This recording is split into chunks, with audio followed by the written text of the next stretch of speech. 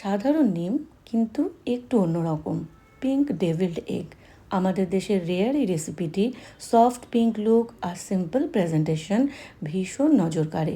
বিটরুটের প্রাকৃতিক রঙে তৈরি এই পিঙ্ক ডেভিল এগ ভেতরে ক্রিমি স্মুথ ফিলিং, দেখতে যেমন সুন্দর খেতেও তেমনি সুস্বাদু।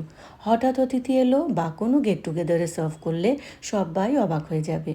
একটি বড় সাইজের বিটরুট 500 ml জলে 10-12 মিনিট ধরে ফুটিয়ে জুস বানিয়ে নাও। আর 6টি ডিমও সেদ্ধ করে যদি বরফ জলে কিছুক্ষণ ভিজিয়ে রাখো তবে খোসা ছাড়াতেও সুবিধা হবে। এবারে ডিমগুলোকে ওই বিটের জুস আর সাথে ভিনিগার লবণ মিশিয়ে ভিজিয়ে রাখতে হবে মিনিমাম 3 to 4 আওয়ার্স।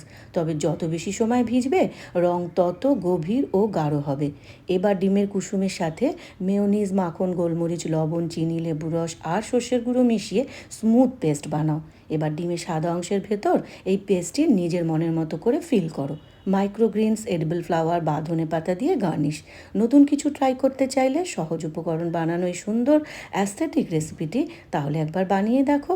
আর ভালো লাগলে অবশ্যই লাইক, কমেন্ট, শেয়ার করো।